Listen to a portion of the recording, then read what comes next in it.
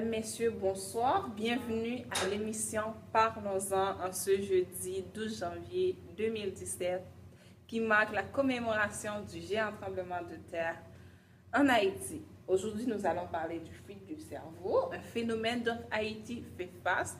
Je vous rappelle que fuite de cerveau désigne la migration des personnes qualifiées ou hautement qualifiées vers un pays développé ou un autre pays que le sien. Fuite de cerveau est un phénomène en expansion. Depuis les années 2000, ça a beaucoup augmenté. On est passé de 16,4 millions de personnes dans les années 90 à 26,2 millions en 2002. En fait, pour attirer les diplômés, chaque pays, les superpuissances, a sa méthode, sa propre méthode à lui, et la compétition est rude. La question qu'on a aujourd'hui, c'est comment les politiques des pays du Nord envers les pays du Sud favorisent l'arrivée du cerveau du Sud en Occident et quels sont les impacts sur la démographie du pays du Sud. Bonjour Esther. Bonjour. Bonjour. Ma collègue. Qu'en pensez-vous? Quelles sont les causes du fuite de cerveau? Qu'est-ce qui pousse les personnes du Sud à aller vers les pays du Nord? Donc, merci beaucoup, Lynn, pour l'invitation à votre émission. Pour ma part, je vais vous parler des causes de l'exode des cerveaux des pays du Sud vers les pays du Nord, comme vous l'avez mentionné. Il est important de comprendre que c'est un calcul coût-bénéfice composé de plusieurs aspects que les gens font.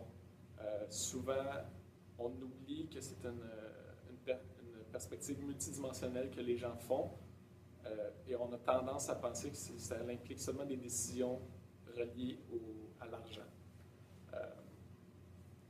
Il y a l'argent comme première cause, les conditions de rémunération qu'on appelle. Il ne faut pas oublier que dans les pays du Sud, souvent les gens ont leurs parents à charge.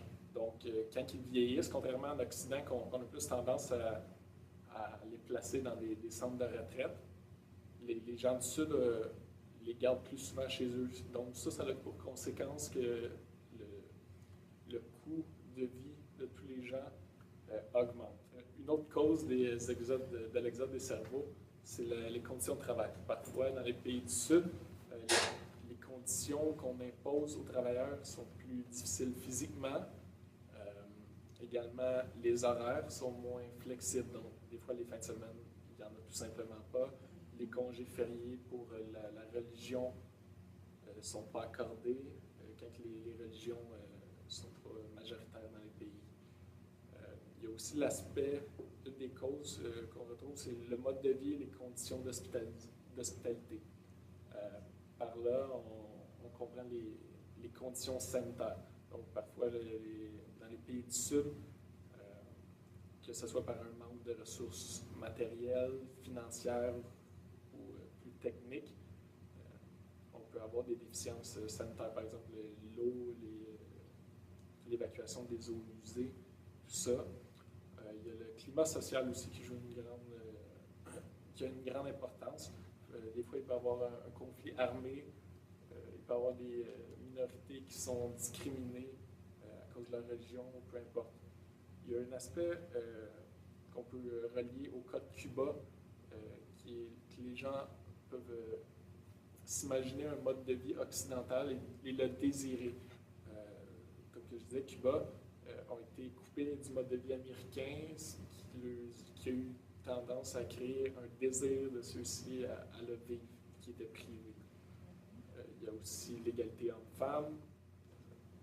Une autre caractéristique du mode de vie, c'est l'orientation sexuelle qui peut jouer un grand rôle, qui peuvent ne pas être acceptées. Par exemple, quelqu'un qui est homosexuel peut être discriminé, peut être persécuté, plein d'autres choses comme ça. Les minorités aussi peuvent pas avoir la vie facile. Une autre cause, c'est la perspective de promotion sociale et d'avancement professionnel. Par ceci, probablement de première part, on voit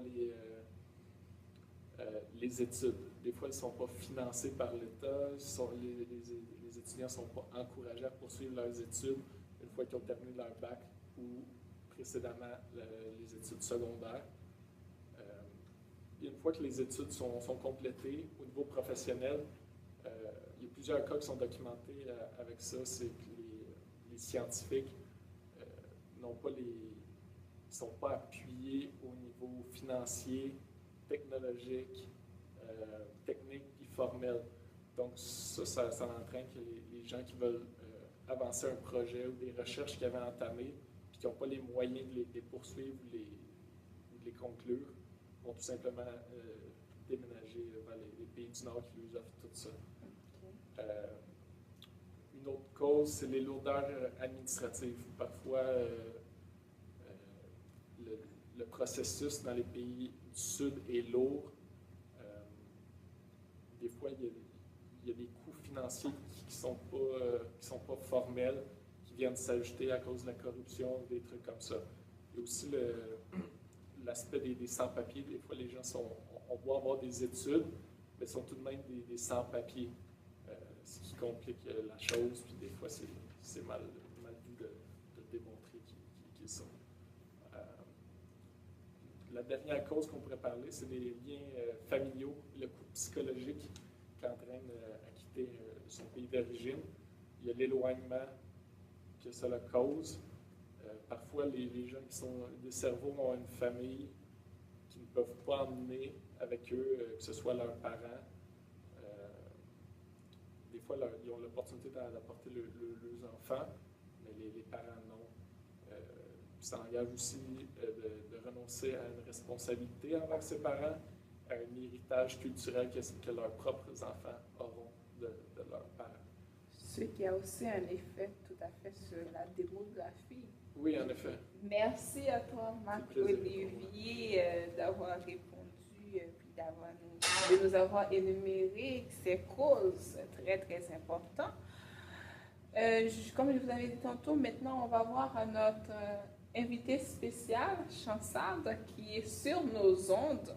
En effet, on va entendre Chansade qui va en fait nous parler des conséquences et quelques illustrations de fuite de cerveau. La fuite de cerveau est un phénomène très actuel, très à la mode, qui a des répercussions sur les pays d'origine et les pays d'accueil des migrants. Ces répercussions peuvent être négatives et positives. Par exemple, pour les pays d'origine, on remarque qu'il y a plusieurs points positifs qui peuvent arriver avec la perte des travailleurs ou l'exode des travailleurs. On remarque que le fait qu'il y a des gens qui quittent le pays pour aller chercher leur vie ailleurs, ça allège le taux de chômage du pays en tant que tel et ça enlève un poids au gouvernement. On remarque aussi que ces gens qui quittent pour aller travailler ailleurs, ils envoient généralement de l'argent dans leur pays, qu'on appelle les transferts de fonds. Et ces transferts de fonds sont tellement énormes que présentement, ils représentent le deuxième source de financement pour le développement des pays en voie de développement, soit les pays du Sud, selon l'OCDE. Ce qui est une très bonne chose pour ces pays. Et l'autre point positif par rapport au transfert de fonds, c'est que c'est de l'argent qui ne baisse jamais, même si on est en situation de crise ou en période de récession. Ce qui diffère, par exemple, de l'aide publique au développement. Donc, ça, c'est très bien.